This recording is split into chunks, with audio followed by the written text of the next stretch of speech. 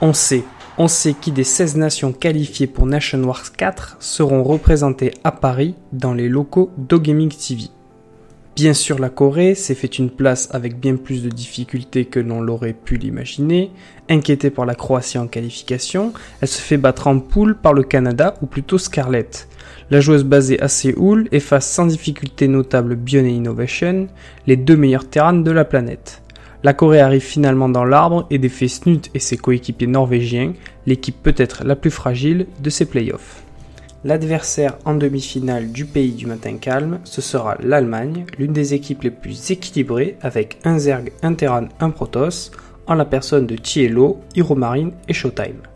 L'Allemagne qui pourtant s'était fait très peur face à la sérieuse équipe finlandaise en phase de groupe, qui s'était fait éventrer par le néerlandais Utermal, mais qui a su au bon moment prouver sa valeur en arrêtant la terreur mexicaine en la personne de Major. Plus haut dans l'arbre, on retrouve Scarlett et ses compatriotes, qui se sont défaits de leur pire et unique voisin, les États-Unis.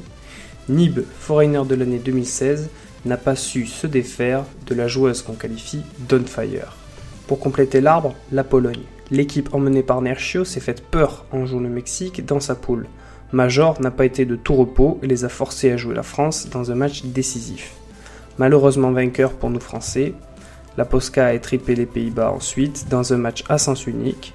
Utermal, pourtant dans une forme incroyable 2 jours auparavant, n'a rien pu faire face au rouleau compresseur Nerchio. Pour la suite de l'aventure entre la Pologne, le Canada, l'Allemagne et la Corée du Sud, c'est samedi 21 janvier sur OGaming TV.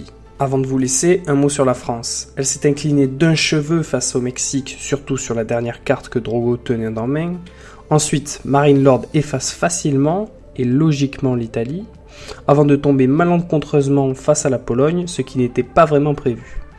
Alors que Drogo et Stefano commencent en faisant des games très moyennes, Marine Lord arrive à la rescousse et se défait de Mana, ce qui semble pas si dur, mais également des lasers top 4 BlizzCon.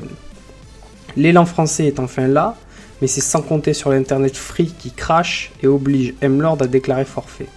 Nerchio éclate Drogo dans une dernière game peu intéressante et conclut l'aventure française de ces Nation Wars 4.